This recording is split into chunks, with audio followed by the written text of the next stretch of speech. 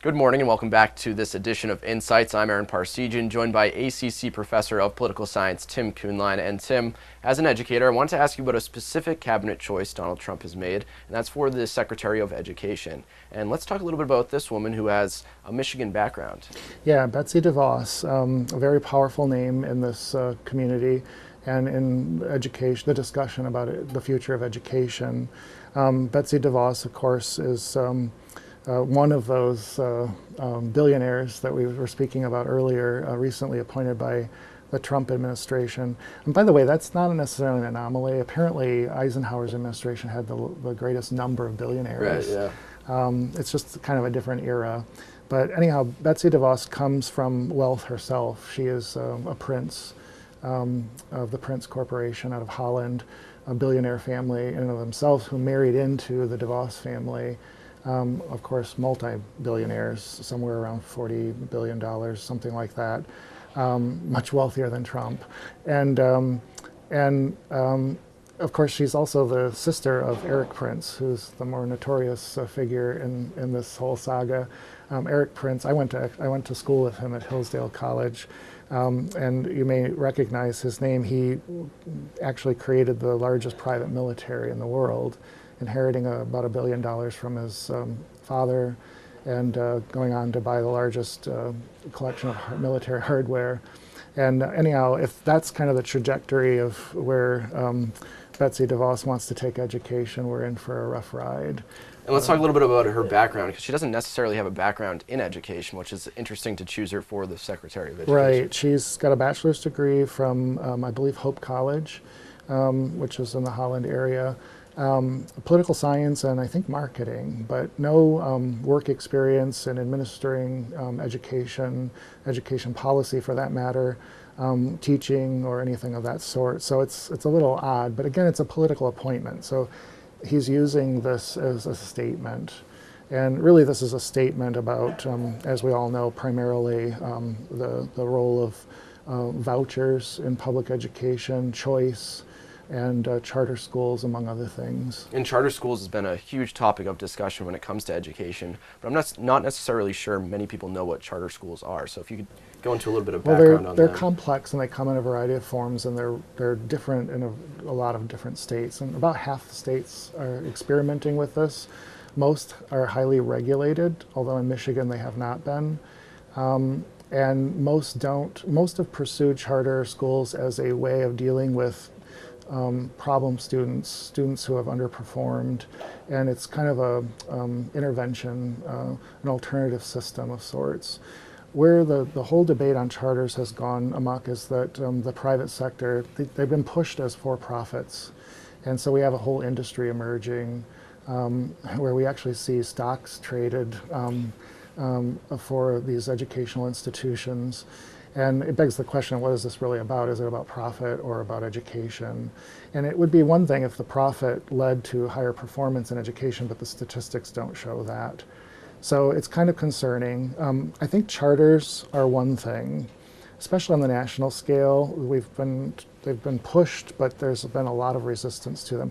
Michigan is probably the most extreme case. And it's going to be kind of a petri dish for the nation, and the record's not very good. So it'll be interesting to see how Ms. DeVos pushes that agenda. And maybe her objective isn't for a complete end result, but to at least shake the conversation up.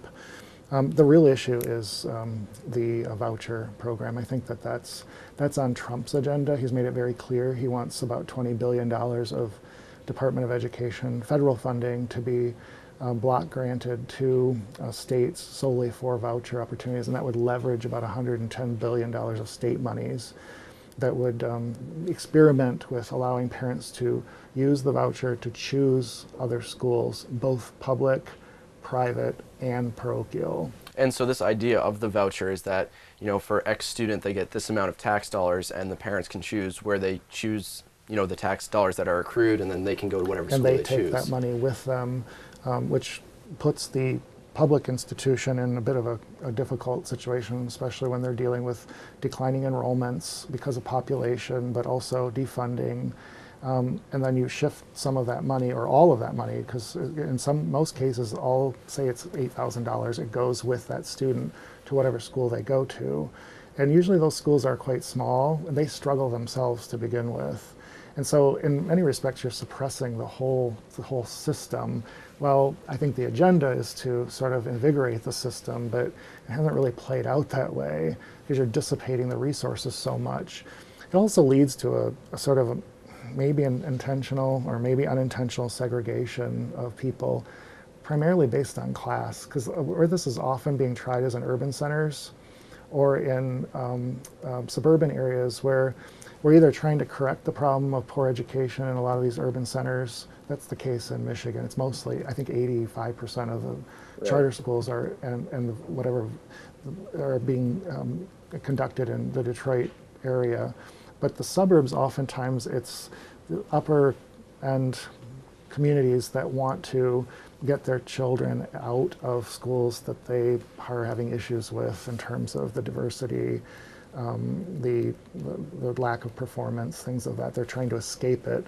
They want to seclude themselves in a more prosperous, defined context. So in that case, it would separate the upper class going to a charter school, the lower class going to a charter school, and kind of leaving the middle class students in a public school that's already strapped This is with the funding. danger. Although, to her credit, Betsy DeVos is saying that she wants to help the poor end, the lower ends of the socioeconomics, to give them opportunities. So, say, for example, an urban black person, a parent of children, can remove their children from a poor performing public school and put them in a public or private charter, or even a parochial school for that matter. And one of the issues with these charter schools is there's no evidence to say they are performing any better than a public school. And that's kind of where, this is kind of becoming a controversy because of that. Actually, the evidence is, and Michigan is the best case, that the schools that are succeeding are basically performing at the same level as our public schools.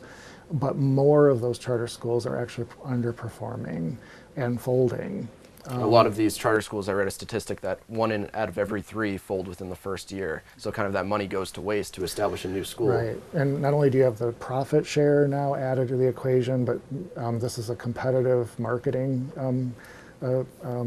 sort of sector of the economy. And DeVos has a background in business and marketing, Yeah. which is interesting. And so you've got public money is now being used to advertise for schools, and even public schools are having to advertise to stay competitive. And it begs the question, is this really serving any purpose?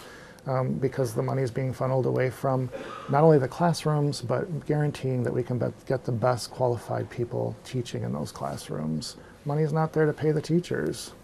It's an interesting topic. Tim, thank you for being here this morning.